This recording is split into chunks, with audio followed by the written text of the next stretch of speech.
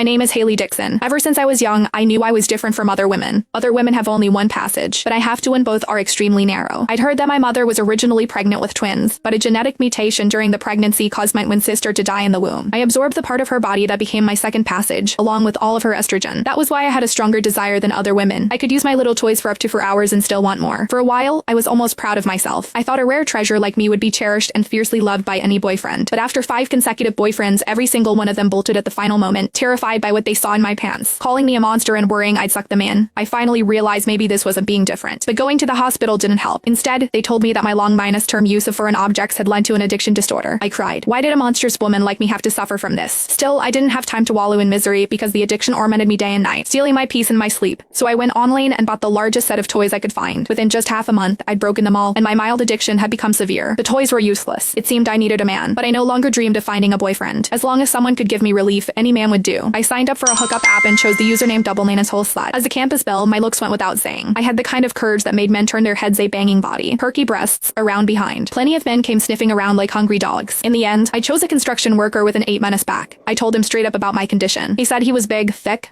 and long lasting, and that it'd be like a threesome he'd definitely make me see heaven. My legs went weak just hearing it. That very night, we agreed to meet in the campus grove. He stood nearly 6- for next to him. I felt like a child. He was so excited that he lifted my skirt right away. I bit my lip and spread my legs, ready to when I heard him let out a scream like he'd seen a ghost. Holy shit, the hell is this? He jumped back, staring at me in horror. My heart shattered. Even such a rough man was disgusted by me. If he wouldn't do it, then no man would. I threw away all shame. You're already here. Please, just do me. I'm begging you, I'm going crazy from the itch. Seeing him turn to run, I grabbed his pants leg in a panic, crawled in front of him, stuck up my round ass, and wagged my head like a dog in heat, begging to be mounted. Maybe it was pity, maybe something else he agreed to try. But in the end, his member went limp before we even started. As he left, he said, "Girl, you're real pretty, but this is too much. I just can't get it up tall." I cried. Tears of helplessness slid down my cheeks. Was there really no man in this world who could satisfy me, except one born with 2 reproductive organs? I don't know how long I cried until I fell asleep. When I opened my eyes again, it was dark. I straightened my clothes and walked out of the grove. That was when I heard a man and woman arguing nearby. The girl was fairly tall, hands on her hips, voice loud with accusation. "You're a monster. Your thing is like a wild donkey and there are 2 of them. It's terrifying. I'm not about to bleed out and die." The guy was tall and handsome, with the kind of defined, smooth muscles that came from serious training, but he was practically begging her, "You haven't even tried it, and since we're already here, why not give it a shot?" That sounded so familiar. "Try it, my ass. The only one who could handle you is an alien." She turned to leave, but he grabbed her arm, faced with the guy's relentless pleading. The girl was at a loss. Then she spotted me. Her eyes lit up, and she hurried over. "Actually, I'm a lesbian. I like girls. I only agreed to meet you because I thought you were bluffing. See? My girlfriend's here to pick me up." She leaned close and whispered, "Hey, do me a favor." The next second, she planted a loud kiss right on my cheek. "See that?" Then she grabbed my hand and ran off, leaving the guy standing there questioning his entire existence. After we put some distance between us, she told me what happened. She hadn't had a hookup in 6 months. On the app, she'd come across a guy who went by Dual Base God.